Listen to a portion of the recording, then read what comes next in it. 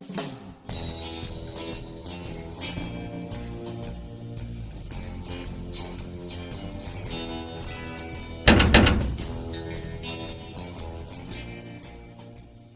to Chronic Briefs. As we usually do, we'll start with some news about CB itself. But before we do that, please, if you like Chronic Briefs and you like what we do here, hit the subscribe, the share, the like, anything to help us get our message out. Now, on to the news. I'm sorry to have to report, but this is the final news episode of Season 2. Yeah, can you believe it? It's been 4 months just about. Bonkers. I know. Time goes so fast these days. In fact, it's starting to get hard to tell what day it is, right? I was setting up a Zoom meeting with someone and they said, okay, see you Monday. And I was like, you mean tomorrow, right? And they're like, no, Monday, 2 days. I'm like, isn't today Sunday?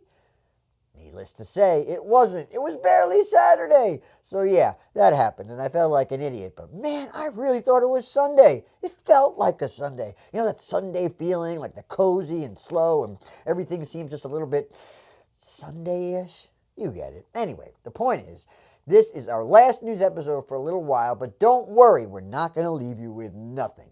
We have a new series that's going to debut soon, although I can't give you too many details just yet. Keep an eye out, though. I think you'll like it. Also, continue with chatting every 10 days, okay? And I think we're actually going to continue with some of the interviews as well. That plus a few more surprises in store. So my point is, don't panic. You'll have enough Chronic Briefs material to keep you busy until Season 3 happens. Now, though, since we've already wasted so much time, without further ado, the Chronic Briefs News Network is back on the air. I'm your host, Payne Daly. Here's the chronic illness news you care about. The first article, as usual, is about rheumatoid arthritis because, well, you know. Beyond that, this whole thing kind of fell into our laps, though, so it's good and we had to share it. It will help illustrate how confusing the world of medical studies and research can be. First, a new study by the University of Binghamton in the UK has discovered that patients with type 2 diabetes mellitus have a reduced risk of getting rheumatoid arthritis. Okay, that's good news. You don't want another illness on top of the first one, right? But wait. Another study by French researchers has said that rheumatoid arthritis patients that have type 2 diabetes can be at risk for complications of treatment, and the diabetes can be resistant to insulin treatment. Confusing, right? So let's recap. If you have type 2 diabetes, it's a much less chance to get RA. But if you do have RA and then you get type 2 diabetes, it will be much more difficult to treat. So if I get diabetes first, right, then I probably won't get RA. But if I get RA first and then come down with type 2 diabetes, odds are I'm basically screwed. How can it be both? Welcome to the world of medical studies. Next, scientists at Washington School of Medicine in St. Louis. Weird. Anyway, researchers there have discovered that chronic lung disease is sometimes triggered following a respiratory viral infection. The evidence suggests that the activation of this immune cell, a type of guardian cell called the dendritic cell, serves as a switch that can, when activated, set in motion a chain of events that leads to progressive lung disease and COPD. So, I hear you say, great, Dan, but why should I care about this at all? Well, ever since I was a wee tot who came down with a flu-like illness that led to some unknown disease at 9 years old, there was a theory floated. And ever since then, the prevailing wisdom was that the flu I caught all the way back then led to my immune system being switched on and was never turned off again. Well, this study seems to lend credence to that theory and gives hope to autoimmune patients all over the world that we may someday know why we were cursed with these horrible chronic illnesses that we all suffer from. Only one more story for today, and believe me, I literally scraped the bottom of the internet barrel trying to find more stories. I mean, I visited some websites that, put it this way, I wish I could erase my brain's browser history. Trust me on that. Anyway, this last story has to do with COVID, as we've been doing lately. A study published in the New England Journal of Medicine Catalyst found that intellectual disability was second only to older age as a risk factor for dying from COVID-19.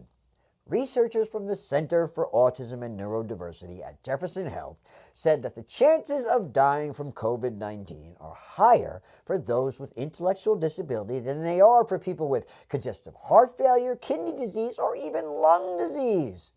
The study examined 64 million patient records from 547 healthcare organizations between January 2019 and November 2020. So not a little.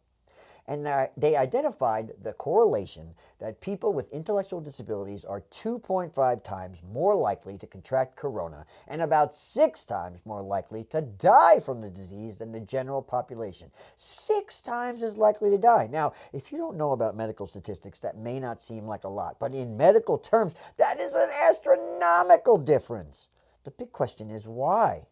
Well, the authors state that in terms of contracting COVID, patients with intellectual disabilities are less likely to comply with, their words, strategies that reduce the risk of infection such as masking and social distancing. In other words, they're saying if you're neurodivergent, you're probably too dumb to take precautions. So yeah, I don't really love that reasoning. In addition, they said that patients with intellectual disabilities are more likely to have multiple underlying conditions, which increase their likelihood of death. Not great news for people who are disabled. And all the more reason that these people need to be prioritized for the vaccine. In New York, it's not awful for disabled people to get the vaccine. I got my first shot recently, and they asked, what conditions qualify you to get this shot? I said, is there an all of the above? I'm that. Yeah, choice E. But in some states, they don't even qualify yet. Shame on you, governors. Shame, shame, shame. Okay, that's about it, folks, for the last news update in Season 2 of Chronic Briefs. I'm your host, Payne Daly. I should win an award for that. And this has been the Chronic Briefs News Network.